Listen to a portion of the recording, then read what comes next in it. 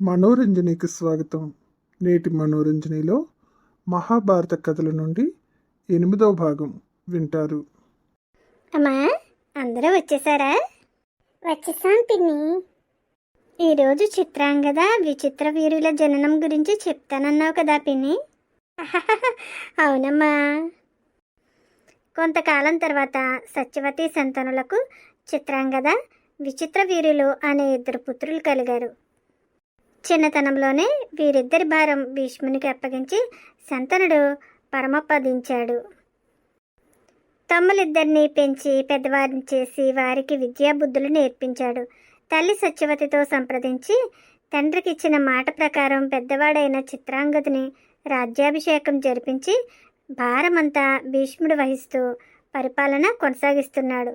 కొంతకాలానికి చిత్రాంగదుల బల మద గర్వంతో తిరుగుతూ అందరితో కలహించుకుని ఇబ్బందులు కొని తెచ్చుకునేవాడు. ఒకనాడు చిత్రాంగదుడు గంధర్వునితో తలపడి ఆ యుద్ధంలో అనుకోకుండా మరణించాడు. దుష్ప్రవర్తన గల చిత్రాంగదుడు మరణం భీష్ముడిని ఎంతగానో కలవరపెట్టింది. చిత్రాంగదుని మరణం తర్వాత చిన్నవాడైన విచిత్ర వీరునికి పట్టాభిషేకం చేశాడు. విచిత్ర వీరునికి యుక్త వయస్సు రాగానే కాశీరాజు కుమార్తెలను అంబా, అంబిక, అంబాలిక అను 3 పుత్రికలను తీసుకువచ్చి విచిత్ర వీరునికి వివాహం చేయబోగా అంబ తాను అంతకు ముందే సాల్వదేశ రాజును మనసారా భర్తగా వరించానన్నది. వెంటనే ఆమెను రథం ఎక్కించి సాల్వదేశం పంపించాడు భీష్ముడు. వెంటనే అంబిక అంబాలికలను విచిత్ర వీరునికిచ్చి గొప్పగా వివాహం జరిపించాడు. సాల్వదేశం వెళ్ళిన అంబ అదే రథంపై తిరిగి వచ్చి సాల్వుడు తనను తిరస్కరించాడని, భీష్ముడే తనకు భర్త కావాలని కోరుకున్నది. భీష్ముడు తన ప్రతిజ్ఞను ఆమెకు తెలియజేశాడు. అంబ ఆ మాటలు వినక భీష్ముని మీద కోపంతో ప్రతీకారం తీర్చుకోవడానికి గొప్ప తపస్సు ప్రారంభించింది. విచిత్ర వీరుడు రాజ్య పరిపాలన సరిగా చేయక స్త్రీలోలుడై కామభోగాలలో మునిగి రోగపీడితుడై సంతానం కలుగక ముందే యవ్వన దశలోనే మరణించాడు. రాజ్యభారం అంతా భీష్మునిపై పడింది. ఒకనాడు సత్యవతి భీష్ముని సమీపించి, నాయనా భీష్మ, ధర్మం తెలిసిన నీకు ఎవరూ చెప్పలేరు, కానీ ఇప్పుడు మన వంశం అంతరించే ప్రమాదంలో ఉంది. వంశాన్ని ఉద్ధరించడానికైనా నీవు వివాహం చేసుకోక తప్పదు అంది. అందుకు భీష్ముడు, అమ్మా, ఆజన్మాంతం బ్రహ్మచారిగా ఉంటానని సూర్యచంద్రులు సాక్షిగా ప్రతిజ్ఞ చేశాను. నా ప్రాణం పోయినా నా ప్రతిజ్ఞను నేను విస్మరించను. వంశం నిలబడటానికి మరొక మార్గం ఉంది.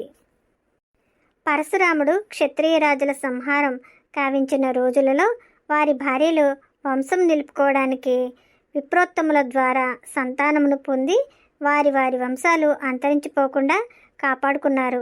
అదేవిధంగా ఒక ఉత్తమ మహర్షిచే నీ కోడళ్లను సంతానవంతులుగా చేయించు. ఇంతకన్నా మార్గం మరొకటి లేదు అన్నాడు భీష్ముడు. సరే అన్నది సత్యవతి. సత్యవతి కన్యగా ఉన్నప్పుడు పరాశర మహర్షి ఫలంగా సద్యోగర్భాన వ్యాస మహర్షి జన్మించాడు. తనను పిలిచినప్పుడు వచ్చేదనని వాగ్దానం చేసి తపస్సుకు వెళ్ళిన కుమారుడు గుర్తుకు వచ్చాడు. సత్యవతి వెంటనే మనస్సును తలుచుకుంది. ఎదుట ప్రత్యక్షమయ్యాడు వ్యాసుడు. సత్యవతి కొడుకును దగ్గరకు తీసుకుని తల నిమురుతుండగా భీష్ముడు అన్నగారికి స్వాగతం పలికాడు.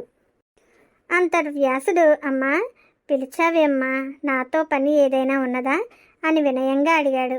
నీకు తెలియందేముంది నాయనా, అంతా తెలిసే ఉంటుంది. ఈ వంశాన్ని నిలబెట్టవలసిన బాధ్యత నీపై ఉన్నది. నీ అనుగ్రహంతో నీ మరదళ్ళు అయిన అంబిక, అంబాలికలకు పుత్రులు కలగాలి.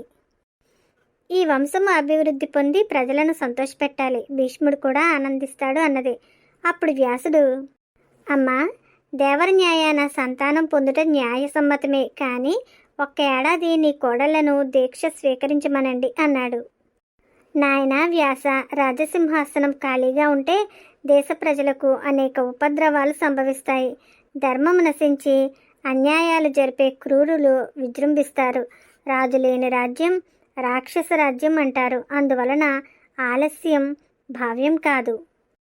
ఇప్పుడే సంతానవతులు కావాలి. వారు పెరిగి పెద్దవారయ్యే వరకు భీష్ముడు రాజ్యభారం వహిస్తాడు అన్నది తల్లి.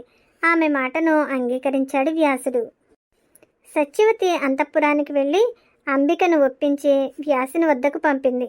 అంబిక వ్యాసుని చూడగానే ఆమె కన్నులు మూసుకుంది. వ్యాసుడు అట్లే తపశ్శక్తితో ఆమెకు పుత్ర సంతానం అనుగ్రహించాడు. తర్వాత తల్లి వద్దకు వచ్చి వ్యాసుడు, అమ్మ, నీకు ఎంతో పరాక్రమవంతుడైన మన్మడు పుడతాడు, కానీ తల్లి తప్పిదం వల్ల గుడ్డివాడు పుడతాడు అన్నాడు. ఆ మాటలకు సత్యవతి చాలా బాధపడింది. కుమారా, వికలాంగుడు, అందులోనూ అంధుడు. అంధుడికి సింహాసనం అధిష్ఠించే హక్కు లేదు, దేవతలు కూడా అంగీకరించరు. కనుక అంబాలికకు ఒక యోగ్యుడైన పుత్రుని అనుగ్రహించు అన్నది. సరేనన్నాడు వ్యాసుడు. ఆనాటి రాత్రి అంబాలికను అందంగా అలంకరించి పంపింది. అంబాలిక వ్యాసును చూడగానే అతని తేజస్సుకు తెల్లబోయింది. వ్యాసుడు అంబాలికకు పుత్రదానం చేశాడు.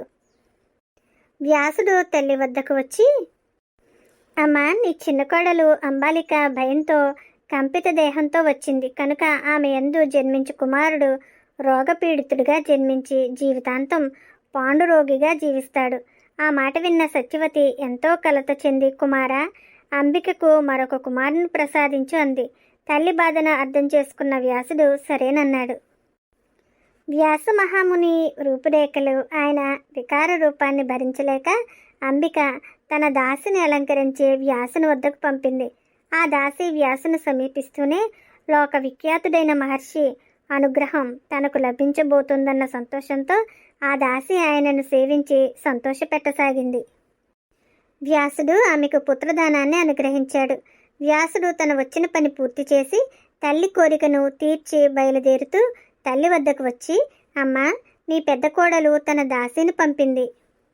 ఆమె గర్భాన నీతిశాస్త్ర కోవిదుడు, బుద్ధిలో బృహస్పతి, ధర్మమూర్తి, గొప్ప పరాక్రమవంతుడు, మిక్కిలి అందగాడు, ధర్మవిరుద్ధుడైన కుమారుడు కలుగుతాడు అని తల్లి వద్ద సెలవు తీసుకుని ఆశ్రమానికి వెళ్ళాడు వేదవ్యాసుడు. గర్భం ధరించిన ముగ్గురు వరుసగా అంబికకు పుట్టిగుడ్డివాడైన ధృతరాష్ట్రుడు, అంబాలికకు పాండు రోగస్థుడైన పాండురాజు, దాసికి నీతి శాస్త్ర కోవిదుడు విదురుడు జన్మించారు. వ్యాస మహర్షి తపోనిష్టతో జన్మించిన ఆ ముగ్గురు బాలురు దినదిన ప్రవర్ధమానులై పెరగసాగారు. వారికి సకల విద్యాబుద్ధులు నేర్పించాడు భీష్ముడు. అంతవరకు ఆ రాజ్యభారం అంతా భీష్ముడే వహించాడు. ఆ రోజులలో ప్రజలు ధర్మపరులై సత్యవంతులుగా సస్య సంపదలతో అభివృద్ధి పొందారు. పెద్దవాడైన ధృతరాష్ట్రుడు భుజబల పరాక్రమవంతుడుగాను, పాండురాజు ధనుర్విద్యాశాస్త్ర ప్రావీణ్యుడుగాను, విదురుడు మిక్కిలి ధర్మపరుడుగాను ప్రసిద్ధి చెందారు. ఆ ముగ్గురు బాలురు పెరిగి పెద్దవారై యుక్త వయస్కులైనారు. భీష్ముడు వారిలో ఒకరిని రాజ్యాభిషేకం తలపెట్టి, పెద్దవాడైన ధృతరాష్ట్రుడు అంధుడు కనుక రాజ్యపాలనకు అనర్హుడు. రెండోవాడు పాండురాజు అందరికీ ఇష్టుడు కావున అతనికి పట్టాభిషేకం చేశాడు. దాసీపుత్రుడైన విదురుని మంత్రిగా నియమించాడు. పాండురాజు తన అన్నగారైన ధృతరాష్ట్రుని అనుమతితో రాజ్యాన్ని పరిపాలించసాగాడు. ఆ విధంగా కొంతకాలం జరిగిన తరువాత వారికి వివాహం తలపెట్టి గాంధార రాజు అయినటువంటి సుబులుని కుమార్తె గాంధారి ధృతరాష్ట్రునికి తగిన వధువు అని తలచి సుబులునికి వర్తమానం పంపాడు. పుట్టిగుడ్డివాడికి గాంధారిని కట్టబెట్టడమా అని అంతఃపురంలో కలకలం బయలుదేరింది. అది విని గాంధారి ధృతరాష్ట్రుని తప్ప మరెవరిని వివాహమాడనని, ఆనాటి నుండి పరపురుషుని చూడనని కళ్ళకు గుడ్డ కట్టుకుంది. చేయనది లేక సుబులుడు గాంధారితో పాటు ఆమె చెల్లెళ్ళు 10 మందిని ధృతరాష్ట్రునికిచ్చి అతి వైభవంగా వివాహం జరిపించి అందరినీ వెంటబెట్టుకొని వారి సోదరుడు శకుని హస్తినాపురానికి చేరాడు. ఇప్పుడు కర్ణుని జననము. యాదవ ప్రముఖుల్లో ఒకడైన సూరసేనునకు పృథ అనే కుమార్తె కలదు. ఆమెను కుంతిభోజుడు కోరగా పెంపకమునకు ఇచ్చాడు. కుంతిభోజుడు ఆమెను అల్లారు ముద్దుగా పెంచుకొనుచు తన పేరును కలిగినట్లుగా కుంతి అని పిలుచుకొనుచు ఉండెను. ఈ విధముగా కుంతిభోజుని పెంపకములో ఆమె యుక్త వయస్కురాలైంది. ఒకనాడు కుంతిభోజుని ఇంటికి దుర్వాసుడు రాగా కుంతి ఆయనకు చేసిన అతిథి సత్కారములకు సంతోషించి ఆమెకు ఒక మంత్రమును ఉపదేశించి, అమ్మా, నీవు ఈ మంత్రమును జపించి ఏ దేవుని కోరితే ఆ దేవుడు నీకు గొప్ప కుమారుని ప్రసాదించగలడు అని చెప్పి వెళ్ళిపోయాడు. ఇది ఎంతవరకు యథార్థమో చూడవలనని అభిప్రాయంతో కుంతి ఒకనాడు సూర్యభగవానుని మనసులో ధ్యానించి ఆ మంత్రాన్ని జపించింది. సూర్యుడు వెంటనే ప్రత్యక్షమై ఆయన అనుగ్రహము వలన కవచ కుండలములు కల తేజస్సంపన్నుడైన బాలుని కుంతికి ప్రసాదించాడు. అది చూసి భయపడి లోకానికి జడిసి ముద్దులు కురిపిస్తున్న ఆ చిన్నారి బాలుని వదల్లేక తప్పనిసరి అయి ఆ బిడ్డను పెట్టెలో పరుండబెట్టి నదిలో వదిలినది. ఆ పెట్టె అలా పోయి ఒక సూతునికి దొరికినది. సూతుడు ఆ పెట్టె ఎందుగల ఆ బాలుడు భగవంతుడే తనకు ప్రసాదించిన వరమని, పిల్లలు లేని కొరత తీర్చినాడని భావించి ఎంతో ఆనందించాడు. ఆ బాలుని తీసుకొని పోయి తన భార్య రాధకు ఇచ్చి జరిగినదంతయు చెప్పగా ఆమె ఎంతో ఆనందించినది. ఆ దంపతులు తమకు దొరికిన ఆ బాలుని ఎంతో ప్రేమగా పెంచుకొని చుండిరి. ఆ బాలుడే కర్ణుడు. మునిసేపము పాండవుల జననం. ఒకనాడు పాండురాజు భార్యలతో అడవులలో విహరిస్తూ కనిపించిన జంతువులను వేటాడుతూ తిరిగి వచ్చుచుండగా దారిలో గుబురుగానున్న పొదల పక్కన క్రీడా వినోదమునున్న లేళ్ల మిథునాన్ని చూసి వాటిపై బాణం వదిలాడు. ఆ బాణం తగిలి మగజింక చనిపోతూ, మనుష్య భాషలో దుర్మార్గుడా, కామసుఖాల్లోనున్న మమ్ములను కొట్టి మా అన్యోన్య జీవితాన్ని నాశనం చేశావు కనుక నీవు నీ భార్యలతో క్రీడించిన వెంటనే మరణించదవుగాక అని శపించి ప్రాణాలు విడిచాడు. వెంటనే ఆ ఆడజింక కూడా చనిపోయినది. అవి నిజంగా లేళ్లు కావని ఆ రూపం ధరించిన ముని దంపతులని తర్వాత తెలుసుకున్నాడు పాండురాజు.